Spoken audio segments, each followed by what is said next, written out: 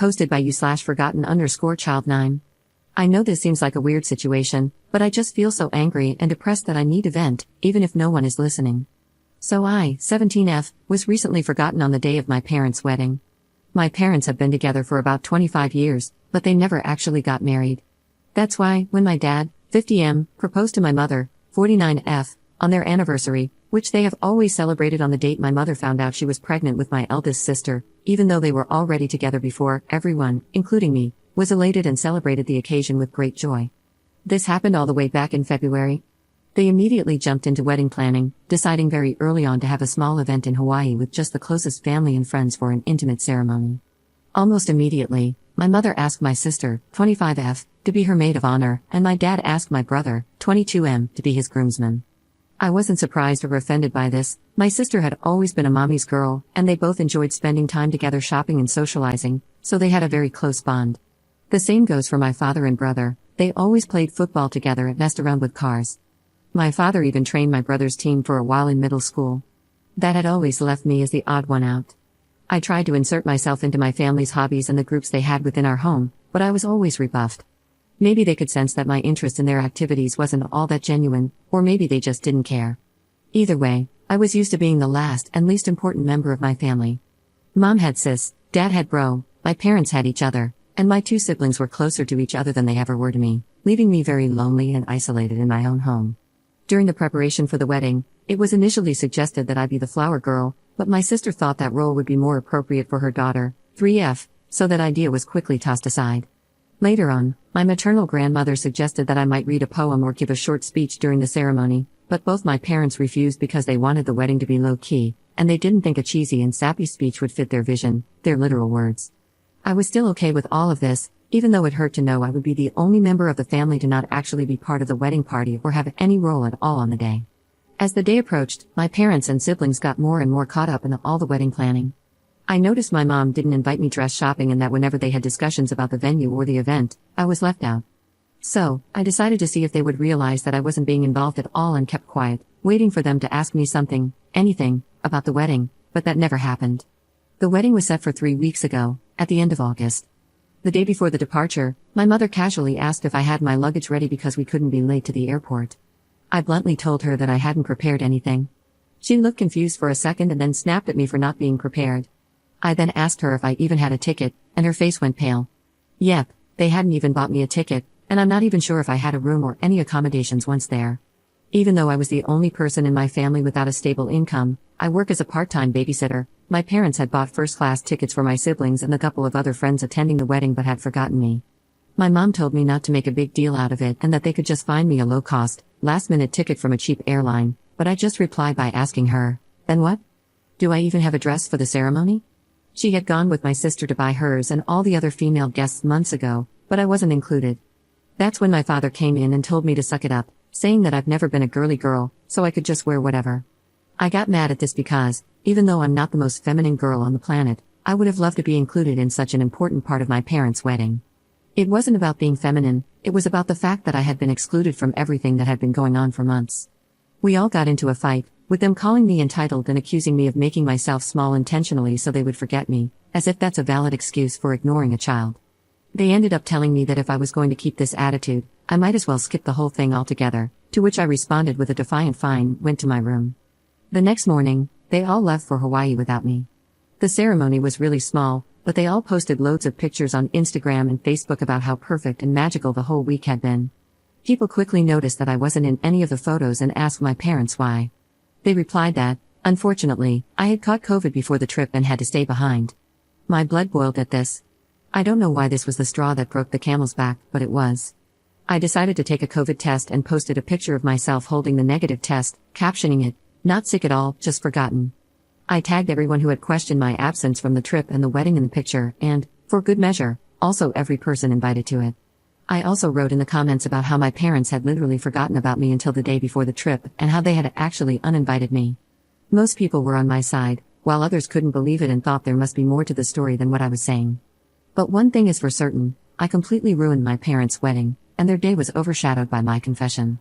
At first, I felt quite satisfied with myself for standing up for myself, but after a barrage of messages from my family calling me every name in the book, and later, when they came back, furiously attacking me for my immature actions and spoiled behavior. My pride deflated quickly, and I began to feel awful.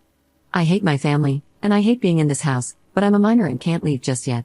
I do feel like I could have handled the situation better, though, and now I feel so depressed that I'm second-guessing everything I did, from not speaking up earlier to the way I exposed them. I also feel guilty about the lack of connection between my family and me, and I wonder if I could have done more. Am I wrong for ruining my parents' wedding when they forgot about me? Update 5 days later. Hi everyone, I wanted to write an update earlier, but I'm still kind of a mess at the moment. However, since my post had such an overwhelming response and so many people commented and sent me messages, I figured I should share the latest developments. First of all, let me start by thanking everyone who commented on my post and shared their own experiences or perspectives on my situation. Thank you so much. A few days ago, I could barely find the energy to get out of bed, and my family's comments had really made me believe that I was guilty for everything that had happened. But after seeing the responses to my post and all the support you guys gave me, I felt somewhat reaffirmed in my actions and feelings towards my family. I'm still fighting feelings of guilt and depression, but whenever I start to spiral, I think about how much this community of strangers has had my back, and I try to calm myself down with your words. Thanks to your input and advice, I finally decided to call my grandma and tell her the full story. Just to clarify a point before going on, I mentioned this in the comments, but I feel like I should put it here too. My grandma, 77F, did not attend the wedding. She lives several states away and has mobility issues, so she doesn't travel anymore. We visited her around Easter, and that's when she suggested I might read a poem at the ceremony, but that was the last time I saw her in person before all this. She's always been very loving to me and has called out my parents in the past for their favoritism. However, it's hard for her to play a more active role in my upbringing since she lives so far away. I'm also always worried about bothering her due to her age and health condition. She had a minor stroke a few years back and is now back to normal, but I still worry. Anyway, I called her and laid out everything that had happened with the wedding, including how my parents didn't even buy me a ticket to go with them. She came to the same conclusion that most commenters did, that it was simply impossible they had forgotten and that they did it on purpose. I cried on the phone with her, sharing how I was feeling, how this has been going on forever, how I feel in the aftermath, and most importantly, about my need to get out. She was extremely sweet and comforting, telling me I had nothing to worry about because she had my back 100%. She advised me to take it easy but to make plans for my future, and she said she'd help me. After that conversation, which lasted about 2 hours, I felt better, and I decided to follow her advice and start figuring out plans for the next school year. I have a friend who is going to lease a studio next to our future campus. She has a great relationship with her parents but has 5 younger siblings and wants to be more independent, which is why she decided to move out. I asked her if I could move in with her temporarily and told her I would pay rent as soon as I got a job. She immediately accepted and reassured me not to worry about rent or anything else until I was in a better position. We had a good cry together when I told her all about my parents' wedding incident. So, this all happened a couple of days ago, and I was planning to do the update then, but my grandma called my parents and siblings to lecture them about how they were treating me. After that, my brother sent me a half-hearted apology, saying he didn't know I wasn't included and thought I wouldn't have fun on the trip. He also accused me of posting the picture just to create drama. My sister, on the other hand, berated me, claiming I keep trying to make my personal problems public and pin them on the family when they are all innocent. It's been weird with my parents ever since they came back from the trip. At first, they were furious with me, berating me, and now we've just been ignoring each other. After my grandma called them, they came into my room, telling me that if I wanted to put this whole issue to rest, I should shut up about it and that everything could have blown over by now if I had just kept quiet. I simply asked them to leave my room, and then I called my grandma again to tell her what had happened. She told me that she and my uncle had bought plane tickets to come down and see me. This is something I'm actually scared about because my grandma's health is not the best, and this kind of effort is a lot for her. I know how complicated it is for her to get on a plane, so I tried to dissuade her from coming and told her everything would be okay, but she wouldn't listen. She said she was long overdue for a conversation with my parents and that she wanted to see me. I'm stressed for her, and I feel like I forced her to take a long, uncomfortable trip because of me. Maybe I should have dealt with this myself. I do want to see her, and I want nothing more than to hug her right now, but I'm worried about her. At least my uncle, my mom's older brother, is coming with her, but I hope she doesn't exhaust herself or that nothing happens to her, because that would break me. They arrive tomorrow and haven't informed my parents about their trip. My grandma asked me to keep it quiet until she gets here. I hope she can make my parents see the mistake in their actions or, at the very least, help me break the news to them that I'm moving out soon and plan on going no contact with them. I don't know, I'm worried about her having to do so much for me and bothering her, but I also appreciate and love her so much for doing all this for me. Second update 4 days later. Hello, sorry for not updating sooner or commenting. As you can imagine, if you've seen my last posts, it's been a busy week, to say the least. A lot of people have been messaging me and commenting on the post, and I haven't had time to respond to anyone until today. I'm sorry for that. You all have been so helpful and caring about me and my story, and it's been truly eye-opening and terrifying to see how many people have gone through similar stories of neglect and abuse. I just want to thank you all for taking time out of your day to send kind words to this internet stranger. This update will be long, so I apologize for that. I'm just going to continue where I left off. So, my grandma called me to tell me she was coming here to see me and help me out. I was really stressed about it because my grandma has a hard time traveling, so for her to take this trip meant she'd be under enormous stress, and I felt responsible since I was the one who called her. She arrived early Monday morning with my uncle, and I went to pick her up at the airport. Not gonna lie, it was a very intense and emotional moment. As soon as I saw her, I ran into her arms and broke down sobbing. I don't even know if I managed to say anything because I was crying so hard, and I had so many things I wanted to tell her. Thank you for coming, thank you for being so good to me, for having my back. I'm sorry for making you take this trip. I feel awful at home. I don't know if my parents love me, but I know you do. Am I an affair child? All of these thoughts, plus the guilt and anxiety, hit me all at once when I saw her, but she held me tight, telling me everything was going to be okay. My uncle hugged us as well. I don't know how long we stayed like that, but it must have been a while until my uncle gently told me we should get going.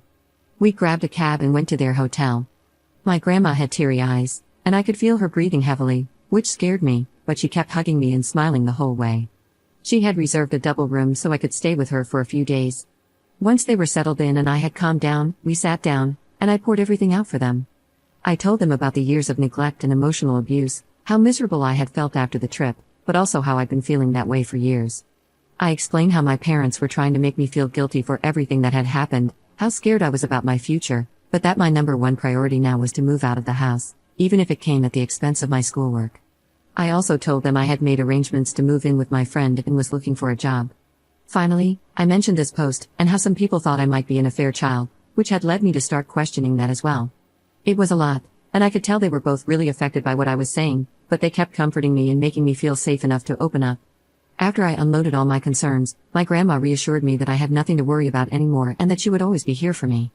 First, she assured me that I was not an affair child. She told me that both my parents were thrilled when my mother got pregnant with me and that she knew cheating was a deal breaker for my mom, and she believed it was the same for my dad. According to her, the favoritism began showing when I was around 3 or 4 years old. My parents were constantly complaining about having a young kid in the house because they could take my older siblings to their activities, but not me.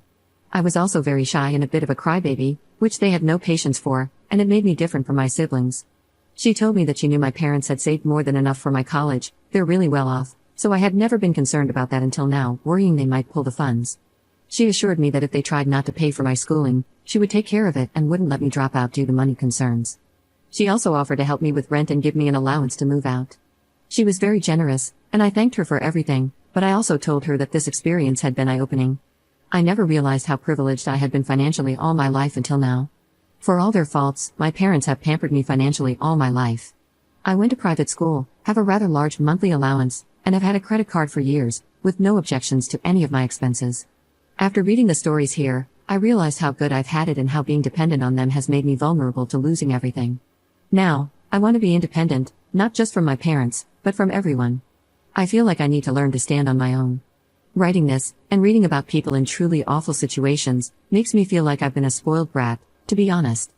My grandma insisted that I accept her help until I don't need it anymore, and I agreed, but I'm still going to look for a job and work towards becoming fully independent. We relaxed for a while at the hotel because we were all exhausted from the morning, but in the afternoon, we grabbed a cab and went to my house. My parents were extremely surprised to see my grandma and uncle with me when I walked in, but before they could say anything, my grandma told me to go pack all my essentials while they talked to them. I rushed upstairs and could hear my grandma and uncle berating my parents for everything they had put me through. At first, I heard my parents trying to defend themselves, but eventually, they quieted down. When I came downstairs with 2 suitcases and my backpack stuffed with everything important from my room, they were all in the living room. My father was beet red, and my mother was sobbing like a child. When she saw me, she extended her arms toward me, saying she was sorry, but I just said, "Save it," in the coldest tone I could muster. My dad then snapped, saying I didn't have to be a jerk, to which both my uncle and grandma immediately told him to shut up. I left the house at that moment and waited for the cab outside. At the hotel, my grandma reassured me that I wouldn't have to go back to my parents. She told me they had assured her my college tuition was never in question and that they had planned to throw me an extravagant birthday party and give me a car as an apology for the wedding mess. But my grandma saw right through it, recognizing that they were just trying to save face and coming up with these things on the spot. She made it clear that a party and a car wouldn't make up for everything they had put me through. Apparently, the moment that broke my mother was when my grandma told her that I had even questioned my paternity. My mom started crying, but my grandma told her it was no surprise, given how they had repeatedly excluded me from family events since I was a child. My grandma then told me she would ensure they made the payments to my school, but she also offered me the option to completely cut ties with them and have her cover my expenses until I could support myself. I asked her to do that. I felt bad because it's not her responsibility, but I truly don't want anything more from my parents. Although my grandma is pretty well off, she's not as wealthy as my parents. Still, she reassured me that everything would be fine and that any money going to me would simply be deducted from my mom's inheritance. The next day, we went with my friend, her parents, and my grandma to see the studio we had planned to move into. As soon as we arrived, my grandma immediately said, "Absolutely not."